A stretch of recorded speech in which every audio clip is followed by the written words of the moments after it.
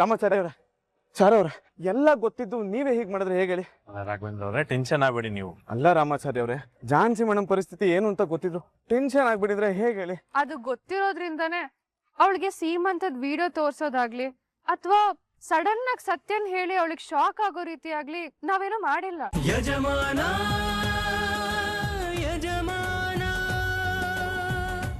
ಅಯ್ಯಯ್ಯೋ, ಛೇ, ಎಂತ ಕೆಲ್ಸ ಆಗೋಯ್ತು. ನಾನು ಏನ್ ಮಾಡ್ಬೇಕು ಅನ್ಕೊಂಡಿದ್ನೋ ಅದ್ ನಾನ್ ನೀನೇ ಮಾಡ್ಬಿಟ್ಟೆ.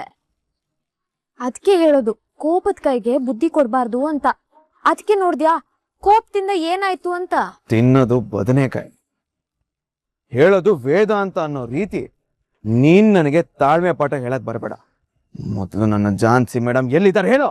ಏನೋ ಝಾನ್ಸಿ ಮೇಡಮ್ಮ? 1 ನಿಮಿಷ ಇರೋ, ಇಲ್ಲೇ ಎಲ್ಲಾರು ಸೇರ್ಕೊಂಡಿರ್ಬೋದು, ನೋಡ್ತೀನಿ.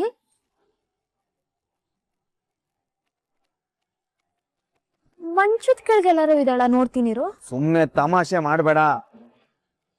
ಶುರು ಮಾಡಿದ್ದು ನೀನೇ ತಾನೆ, ಮತ್ತಿಲ್ಲಿಗ್ ಬಂದ್ ನನ್ನನ್ ಕೇಳಿದ್ರೆ ಇನ್ನೇನ್ ಮಾಡ್ಲಿ? ಅವಳ ಜೊತೆ ಹೋಗಿ ಕೆಲ್ಸಕ್ ಸೇರ್ಕೊಂಡು ಯಾವಾಗ್ಲೂ ಅವಳ ಪಕ್ಕದಲ್ಲಿರೋದು ನೀನೇ. ಅವಳಿಗೆ ನೆನಪು ತರಿಸ್ಬೇಕು, ಅವಳನ್ನ ಪಡ್ಕೋಬೇಕು ಅಂತ ಪ್ರಯತ್ನ ಮಾಡ್ತಿರೋದು ನೀನು. ಅಂತದ್ರಲ್ಲಿ ಬಂದ್ ನನ್ನನ್ ಕೇಳ್ತಾ ಇರೋದು ನನಗ್ ತಮಾಷೆಯ ಕಾಣಿಸ್ತಾ ಇದೆ. ಏ, ಸುಮ್ನೆ ನಾಟಕ ಮಾಡಬೇಡ. ನೀನ್ ಝಾನ್ಸಿ ಮೇಡಮ್ನ ಕಿಡ್ನಾಪ್ ಮಾಡಿದ್ಯಾ ಅಂತ ನನಗ್ ಚೆನ್ನಾಗ್ ಗೊತ್ತು. ಏನು ಕಿಡ್ನಾಪ? ಅದು ನಾನಾ? ನನಗಷ್ಟು ಧೈರ್ಯ ಶಕ್ತಿ ಇದ್ದಿದ್ರೆ ನಾನ್ ಯಾಕೆ ಇಷ್ಟು ಕಷ್ಟ ಪಡ್ಬೇಕಾಗಿತ್ತು? ನನಗೇನಾದ್ರು ಕಿಡ್ನಾಪ್ ಮಾಡುವಷ್ಟು ಮಾಡಿಸೋಷ್ಟು ಕೆಪಾಸಿಟಿ ಇದ್ದಿದ್ರೆ ನಾನ್ ಯಾಕೆ ನಿನ್ನ ಬಿಟ್ಕೊಡ್ತಾ ಇದ್ದೆ? ಮದ್ವೆ ಮನೇಲೆ ಬಿಟ್ಟೋದಾಗ್ಲೇ ಕಾನೂನ್ ಮೂಲಕನೋ ಇಲ್ಲ ನನ್ ಶಕ್ತಿ ಬಳಸಿ ನಿನ್ನ ಪಡ್ಕೋತಾ ಇದ್ದೆ. ನಾನೊಬ್ಳು ಹೆಣ್ಣು ಅಸಹಾಯಕಳು ಅಂತ ತಾನೆ ನೀನ್ ಬಿಟ್ಟು ಹೋಗಿದ್ದು. ಪದೇ ಪದೇ ಅಸಹಾಯಕಳು ಅಂತ ಹೇಳ್ಬೇಡ. ನೀನು ನಿಜವಾಗ್ಲೂ ಅಸಹಾಯಕಳಾಗಿ ವೀಲ್ ಚೇರ್ ಮೇಲೆ ಕೂತಿದ್ದಲ್ಲ, ಅವಾಗ ಆಸರೆ ಆಗ್ತೀನಿ ಅಂತ ಕೈ ಹಿಡ್ದಿದ್ದು ನಾನ್. ಅದೇ ನಾನು ಅಸಹಾಯಕ ಸ್ಥಿತಿಯಲ್ಲಿ ಇದ್ದೀನಿ ಅಂತ ಗೊತ್ತಾಗಿದ ತಕ್ಷಣ ಬಿಟ್ಟು ಹೋಗಿದ್ದು ನೀನು.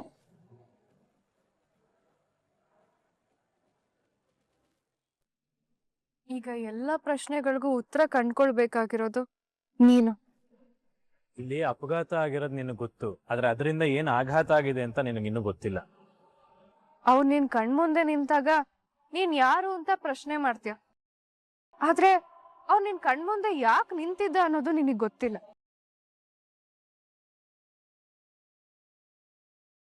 ಖಾಲಿ ಇರೋ ಜಾಗನ ಹಾಗೆ ಬಿಡಬಾರ್ದು ಅಂತ ಹೇಗೆ ಹೇಳ್ತೀವೋ ಹಾಗೆ ಏನಾಗಿದೆ ಅನ್ನೋ ದಿನಗಳನ್ನ ತಿಳ್ಕೊಳ್ಳದೆ ಹಾಗೆ ಬಿಡಬಾರ್ದು.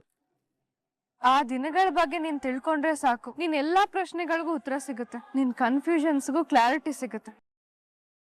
ಎಷ್ಟೊಂದ್ ಸತಿ ನಮ್ ಸುತ್ತಮುತ್ತ ಇರೋರೆಲ್ಲ ಒಳ್ಳೆಯವರು ಅಂತ ನಾವು ತಿಳ್ಕೊಂಡಿರ್ತೀವಷ್ಟೇ, ಆದ್ರೆ ಅವರಲ್ಲೂ ಕೆಟ್ಟವ್ರು ಇರ್ತಾರೆ, ಹಿತೈಷಿಗಳು ಇರ್ತಾರೆ, ಹಾಗೆ ನಮ್ಮವರಾಗೆ ಕಾಣೋ ಹಿತಶತ್ರುಗಳು ಇರ್ತಾರೆ. ಅವ್ರಗಳ ಪೈಕಿ ಯಾರು ಯಾವ ಕ್ಯಾಟಗರಿಗೆ ಸೇರ್ತಾರೆ ಅನ್ನೋದನ್ನ ನಾವು ಕಣ್ಣಿಡ್ಕೋಬೇಕು. ಅವಾಗ್ಲೇ ನಾವು ಯಾರ ಜೊತೆ ಹೇಗಿರ್ಬೇಕು ಅಂತ ನಿರ್ಧಾರ ಮಾಡಕ್ಕಾಗತ್ತೆ, ಸತ್ಯನ ಅರ್ಥ ಮಾಡ್ಕೊಳಕ್ಕಾಗದು. ಅದನ್ನ ಕಂಡ್ಕೊಳ್ಬೇಕು ಅಂದ್ರೆ ನೀನ್ ಮೊದ್ಲು ರಾಘವೇಂದ್ರ ಅವ್ರು ಯಾರು, ಅವ್ರೇನು, ಅವ್ರು ಯಾಕೆ ನಿನ್ ಲೈಫಲ್ಲಿ ಬಂದಿದ್ದಾರೆ, ನಿನ್ ಲೈಫಲ್ಲಿ ಅವ್ರ ಇಂಪಾರ್ಟೆನ್ಸ್ ಏನು ಅನ್ನೋದನ್ನ ಅರ್ಥ ಮಾಡ್ಕೊಳ್ಬೇಕು. ಹಾಗೆ ನೀನ್ ಅರ್ಥ ಮಾಡ್ಕೋಬೇಕು ಅಂದ್ರೆ ಮೊದಲು ಮನ್ಸು ಬಿಚ್ಚಿ ನೀನ್ ರಾಘವೇಂದ್ರ ಅವ್ರ ಜೊತೆ ಮಾತಾಡಬೇಕು. ನಿನ್ನ ಮನ್ಸಲ್ಲಿರೋ ಪ್ರಶ್ನೆಗಳಿಗೆ ನೀನೇ ಉತ್ತರ ಕಂಡ್ಕೋಬೇಕು. ನೀನ್ ತಿಳ್ಕೊಂಡಿರೋ ಹಾಗೆ ರಾಘವೇಂದ್ರ ಅವರು ನಿನ್ ಶತ್ರು ಅಲ್ಲ. ಅವನೇ ನಿನ್ ಶಕ್ತಿ, ಅವನೇ ನಿನ್ ಸ್ಫೂರ್ತಿ, ನಿನ್ ಜೀವನದಲ್ಲಿ ತುಂಬಾ ಪ್ರಮುಖವಾದ ವ್ಯಕ್ತಿ. ನಿನ್ ಜೀವನನ ರಾಘುನೇ ಬದಲಾಯಿಸಿ. ನಿಮ್ಗಾಗಿದ್ದ ಆಕ್ಸಿಡೆಂಟ್ ನೋಡಿ ನಿಮ್ಗೆ ಏನಾಗುತ್ತೋ ಏನು ಅಂತ ಆತಂಕದಲ್ಲಿದ್ವಿ. ಇಷ್ಟು ದಿನ ಇದಕ್ಕೆಲ್ಲ ಕನ್ಫ್ಯೂಷನ್ಸು, ಕಷ್ಟಗಳು ಎಲ್ಲ ಕ್ಲಿಯರ್ ಆಗೋಯ್ತು ಮೇಡಮ್. ನಿನ್ನ ಜೀವನದಲ್ಲಿ ಬಹಳ ಮುಖ್ಯವಾದ ವ್ಯಕ್ತಿ ಅಂತ ಹೇಳಿದ್ನಲ್ಲ, ಅದು ಇವನೇ ಅಮ್ಮ. ಒಳ್ಳೆ ಹುಡುಗಮ್ಮ, ತುಂಬಾ ಸಿನ್ಸಿಯರು. ಆಕ್ಸಿಡೆಂಟ್ ಆಗಿ ರೋಡಲ್ಲಿ ಬಿದ್ದಿದ್ಯಲ್ಲ, ನಿನ್ನನ್ನು ಎತ್ಕೊಂಡು ಹಾಸ್ಪಿಟ್ಲಿಗೆ ಸೇರಿಸಿ ನಿನ್ನನ್ನು ಕಾಪಾಡಿದ ಪುಣ್ಯಾತ್ಮ ಇವನೇ.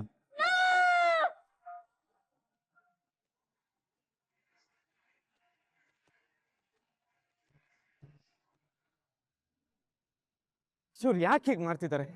ಇವ್ರ ಉದ್ದೇಶ ಏನಾದ್ರು ಏನು? ನಾನು ಝಾನ್ಸಿ ಮೇಡಮ್ ಬಗ್ಗೆ ಎಲ್ಲ ಸತ್ಯ ಅವ್ರ ಹತ್ರ ಹೇಳಿದ್ರು, ಯಾಕೆ ಹೀಗೆ ದುಡುಕ್ತಿದ್ದಾರೆ? ಶಿಟ್, ಇವಾಗ ಅಲ್ಲಿ ಏನಾಗಿದೆಯೋ ಏನೋ.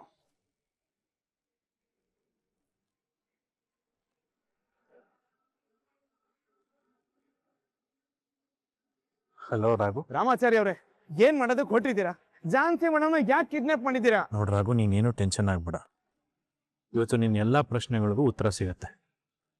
ಅಷ್ಟು ಮಾತ್ರ ಅಲ್ಲ, ನೀವಿನ ಜೀವನದಲ್ಲಿ ಎದುರಾಗಿರೋ ಎಲ್ಲ ಸಮಸ್ಯೆಗಳಿಗೂ ಪರಿಹಾರನೂ ಸಿಗುತ್ತೆ. ರಾಮಾಚಾರಿ ಅವರೇ, ನಿಮ್ಗೆ ಯಾಕೆ ಅರ್ಥ ಆಗ್ತಿಲ್ಲ? ನೋಡ್ ರಾಘು, ನಾವು ಎಲ್ಲವನ್ನೂ ಅರ್ಥ ಮಾಡ್ಕೊಂಡಿದೀವಿ. ಆ ಕಾರಣಕ್ಕೋಸ್ಕರನೇ ತಂಗಿನ ಹೇಗೆ ಹ್ಯಾಂಡಲ್ ಮಾಡಬೇಕು ಆ ರೀತಿನೇ ಹ್ಯಾಂಡಲ್ ಮಾಡ್ತಾ ಇದೀವಿ. ಈಗ ನೀನು ಅದ್ರ ಬಗ್ಗೆ ಚಿಂತೆ ಮಾಡೋದು ಬಿಟ್ಟು ಬೇಗ ಆರಾಮಾಗಿ ಇಲ್ಲಿಗೆ ಬಾ. ಇವ್ರ ಪ್ರಯತ್ನದಿಂದ ಜಾನ್ಸಿ ಮೇಡಮ್ ಪ್ರಾಣಕ್ಕೆ ಅಪಾಯ ಇದೆ ಅಂತ ಇವ್ರಿಗೆ ಯಾಕೆ ಅರ್ಥ ಆಗ್ತಿಲ್ಲ?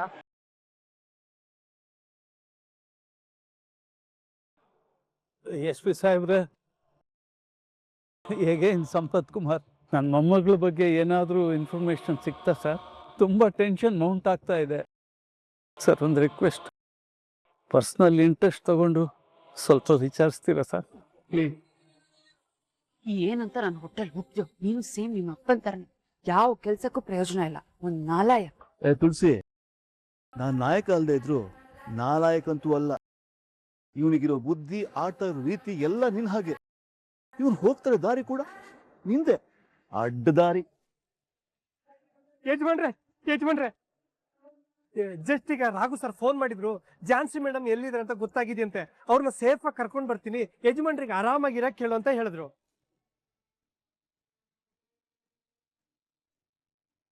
ಲೇ ನಿನ್ ಮಾತಿನ ಮೇಲೆ ನಂಗೆ ನಂಬಿಕೆ ಇಲ್ಲ ಕಣೋ. ನೀನು ನಾ ಸಮಾಧಾನವಾಗಿರ್ಲಿ ಅಂತ ಸಮಾಧಾನದ ಮಾತು ಹೇಳ್ತಾ ಇದ್ಯಾ? ನೀನ್ ಹೇಳ್ತಾ ಇರೋದು ನಿಜನಾ? ನಿಜ ಯಜಮಾನ್ರೆ, ಈಗ ತಾನೇ ರಾಘು ಸರ್ ಹತ್ರ ಮಾತಾಡ್ಕೊಂಡ್ ಬಂದೆ. ಸದ್ಯ ಬಿಡಪ್ಪ, ಈಗ ನನ್ನ ಮನ್ಸಿಗೆ ಸಮಾಧಾನ ಆಯ್ತು. ಆ ದೇವ್ರೆ ಅವನನ್ನ ಅಲ್ಲಿ ಕಳಿಸ್ಕೊಟ್ಟಿದ್ದಾನೆ. ದೇವ್ರ ದಯದಿಂದ ಅವಳಿಗೇನು ತೊಂದರೆ ಆಗದೆ ನನ್ನ ಮೊಮ್ಮಗಳು ಮನೆಗೆ ಬಂದ್ಬಿಟ್ಟು ಸಾಕು. ಮೊಹಮ್ಮದು, ಏಯ್ ಬಾಯ್ ಮುಚ್ಚೋ, ಇಷ್ಟೆಲ್ಲ ರಾಧ ಅಂತ ಆಗ್ತಿರೋದು ನಿನ್ನಿಂದ. ಏನೋ ಮಾಡ್ತೀವಿ ಅಂತ ಹೋಗಿ ಇವಾಗ ರಾಘವೇಂದ್ರ ಏನಾದ್ರು ಅಲ್ಲಿ ಹೋಗಿ ನೀನ್ ಕ್ರಿಯೇಟ್ ಮಾಡಿರೋ ಸಿಚುವೇಶನ್ ಅವ್ನು ಉಪಯೋಗಿಸ್ಕೊಂಡು ದೊಡ್ಡ ಹೀರೋ ಆದ್ರೆ ಏನ್ ಮಾಡ? ತಲೆ ಕೆಟ್ಟೋಗ್ತಿದೆ ನನಗ್ ಬರ್ತಾ ಇರೋ ಕೋಪಕ್ಕೆ. ನಿನ್ನ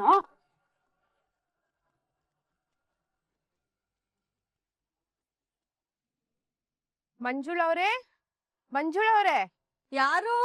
ಓಹೋ, ಏನ್ರಿ ಪಂಕಜ, ಏನ್ ವಿಶೇಷ? ಕರೋದ್ರು ಮನೆಗ್ ಬರ್ತಾ ಇದ್ದವ್ರು ಇವತ್ ತಾವಾಗೆ ಬಂದ್ಬಿಟ್ಟಿದೀರಾ?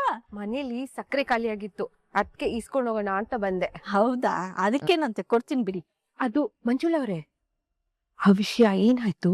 ನೀವು ಯಾವ ವಿಷಯದ ಬಗ್ಗೆ ಕೇಳ್ತಾ ಇದ್ದೀರಾ? ಅದೇ ರೀ, ನಿಮ್ ಸೊಸೆ ಜಾನ್ಸಿಗೆ ಹಳೆದೆಲ್ಲ ನೆನ್ಪಾಯ್ತಾ? ಇನ್ನೂ ಇಲ್ಲ ಕಣ್ರಿ, ನಮ್ ರಾಗುನು ಅದೇ ಪ್ರಯತ್ನದಲ್ಲಿದ್ದಾನೆ. ನೋಡಿ, ಒಳ್ಳೆಯವ್ರಿಗೆ ಈಗ ಕಾಲ ಅಲ್ಲ. ಪಾಪ ಜಾನ್ಸಿ ಎಷ್ಟು ಒಳ್ಳೆ ಹುಡುಗಿ. ಹೊಳ್ ದೆಸೆಯಿಂದ ನಮ್ ಬೀದಿಯಲ್ಲಿ ಎಲ್ರು ನಿಮ್ದೆ ನೀರ್ ಕುಡಿತಿದ್ವಿ. ಪಾಪ ಆ ಹುಡುಗಿಗೆ ಹಂಗಾಗ್ಬಾರ್ದಾಗಿತ್ತು. ಇವಾಗ ಅಂತದ್ ಏನ್ ಆಗೋಗಿದೆ ಅಂತೇಳಿ ಈಗ ಮಾತಾಡ್ತಾ ಇದೀಯಾ? ಏನೋ ಹಳೇದೆಲ್ಲ ಸ್ವಲ್ಪ ಮರ್ತು ಹೋಗಿದೆ, ಇವತ್ತೆಲ್ಲ ನಾಳೆ ಜ್ಞಾಪಕ ಬರುತ್ತೆ. ಅಷ್ಟೇ ಅಲ್ಲ, ನಾವೆಲ್ರೂ ಅವಳನ್ನ ಈ ಮನೆ ಸೊಸೆ ಅಂತ ಒಪ್ಕೊಂಡಿದ್ದು ಆಗಿದೆ. ಈಗೆಲ್ಲ ಸರಿ ಹೋಗಿ ಅವಳನ್ನ ನಮ್ಮ ಮನೆ ಕರ್ಕೊಂಡ್ ಬರೋದೇನ್ ಜಾಸ್ತಿ ದಿನ ಇಲ್ಲ ಬಿಡಿ. ಏನೋ ಎಲ್ಲ ಒಳ್ಳೇದಾದ್ರೆ ಸಾಕ್ಬಿಡಿ. ಒಳ್ಳೆ ದಾರಿಯಲ್ಲಿ ನಡೆಯೋರು ದಡ ತಲುಪೋದು ಸ್ವಲ್ಪ ತಡ ಆಗ್ಬೋದು, ಆದ್ರೆ ಗುರಿ ತಲುಪ್ತಾರೆ. ಇದು ಬರೀ ಮಾತಲ್ಲ, ಸತ್ಯವಾದ ಮಾತು. ನಮ್ಗೂ ಅದೇ ಆಸೆ ಅಣ್ಣ, ಎಲ್ಲ ಒಳ್ಳೇದಾಗಿ ರಾಘು ಜಾನ್ಸಿ ಒಂದಾಗ್ಬಿಟ್ರೆ ಸಾಕು. ಖಂಡಿತ ಅವರಿಬ್ರು ಒಂದಾಗ್ತಾರೆ, ಅವ್ರನ್ನ ಆ ದೇವ್ರೆ ಒಂದ್ ಮಾಡ್ತಾನೆ. ಅಷ್ಟಾದ್ರೆ ಸಾಕು ಅಣ್ಣ. ಸರಿ, ನಾನಿನ್ ಬರ್ಲಾ? ಪಂಕಜ, ನೀನ್ ಬಂದಿರೋದು ಸಕ್ಕರೆಗೋ ಇಲ್ಲ ವಿಷಯ ತಿಳ್ಕೊಳ್ಳೋದಕ್ಕ? ಸಕ್ರೆಗೆ ಅಂತಾನೆ ಬಂದೆ ಅಣ್ಣ. ಮಾತಾಡ್ತಾ ಮರ್ತೋಗ್ಬಿಟ್ಟೆ. ಮಂಜುಳವ್ರೆ, ಸಕ್ರೆ ಕುಡಿ. ಒಂದ್ ನಿಮಿಷ ಇರಿ, ಬರ್ತೀನಿ. ನನ್ಗೆ ಅರ್ಥ ಆಯ್ತು ಬಿಡು ಪಂಕಜ. ನಮ್ಗೆ ವಿಷಯಗಳು ತಿಳ್ಕೊಬೇಕಾದ್ರೆ ಈ ಸಕ್ಕರೆ, ಕಾಫಿ ಪುಡಿ, ಎಣ್ಣೆ, ಈರುಳ್ಳಿ ಇಂಥ ನೆಪಗಳೆಲ್ಲ ಹುಟ್ಕೊಳ್ತವೆ. ನೀವು ತಪ್ಪು ತಿಳ್ಕೊಂತಿದ್ದೀರಾ ಲಲಿತಾ ಅವ್ರೆ, ನಿಜವಾಗ್ಲೂ ಸಕ್ಕರೆ ಬೇಕಾಗಿತ್ತು, ಅದಕ್ಕೆ ಬಂದೆ. ಅದ್ರಲ್ಲೇನು ತಪ್ಪಿಲ್ಲ ಪಂಕಜ, ಅಕ್ಕಪಕ್ಕದ ಮನೆಯವರು ಅಂದ್ಮೇಲೆ ವಿಷಯ ತಿಳ್ಕೊಳ್ಳೋ ಕುತೂಹಲ ಇದ್ದೇ ಇರುತ್ತೆ, ಇದೆಲ್ಲ ಸಾಮಾನ್ಯ ಬಿಡು. ತಗೊಳ್ಳಿ ಪಂಕಜ ಸಕ್ರೆ. ಥ್ಯಾಂಕ್ಸ್ ಮಂಜುಳವ್ರೆ, ನಾಳೆ ತಂದ ತಕ್ಷಣ ತಂದ್ಕೊಟ್ಬಿಡ್ತೀನಿ. ಅಯ್ಯೋ, ಅಷ್ಟೊಂದು ಗಡಿಬಿಡಿಯಿಂದ ವಾಪಸ್ ಕೊಡೋದು ಬೇಕಾಗಿಲ್ಲ. ನಿನ್ನ ಮಗಳದು ಅದೇನೋ ಪ್ರೀತಿ ಪ್ರೇಮ ಅಂತ ಮ್ಯಾಟ್ರ್ ಓಡಾಡ್ತಾ ಇದೆಯಲ್ಲ, ಅದ್ರ ಬಗ್ಗೆ ಕ್ಲಾರಿಟಿ ಸಿಕ್ಕಿದ ಮೇಲೆ ವಿಷಯ ತಿಳ್ಕೊಳ್ಳೋದಕ್ಕೆ ಮಂಜುಳನ್ನ ನಿಮ್ಮನೆಗೆ ನಾನೇ ಕಳಿಸ್ಕೊಡ್ತೀನಿ. ಅಣ್ಣ, ಒಲಿ ಮೇಲೆ ಹಾಲಿಟ್ಟಿದ್ದೆ, ಸೀರೋಯ್ತು, ಬರ್ತೀನಿ. ಬೇರೆಯವ್ರ ಮನೇಲಿ ಮಾತ್ರ ಅಲ್ಲ, ತಮ್ಮ ಮನೆಯಲ್ಲೂ ಕೂತುಗಳು ಇರ್ತವೆ. ಹಾಗಾಗಿ ಬೇರೆಯವ್ರ ವಿಷಯದಲ್ಲಿ ತಲೆ ಹಾಕಬಾರ್ದು ಅನ್ನೋದನ್ನ ಇಂಥವ್ರಿಗೆ ಅರ್ಥ ಮಾಡಿಸ್ಬೇಕು. ಆವಾಗ ಕಾಫಿ ಪುಡಿ ಟೀ ಪುಡಿ ಅನ್ನೋ ನೆಪದಲ್ಲಿ ವಿಷಯ ತಿಳ್ಕೊಳ್ಳೋ ಕ್ಯೂರಿಯಾಸಿಟಿ ಕಡಿಮೆ ಆಗುತ್ತೆ.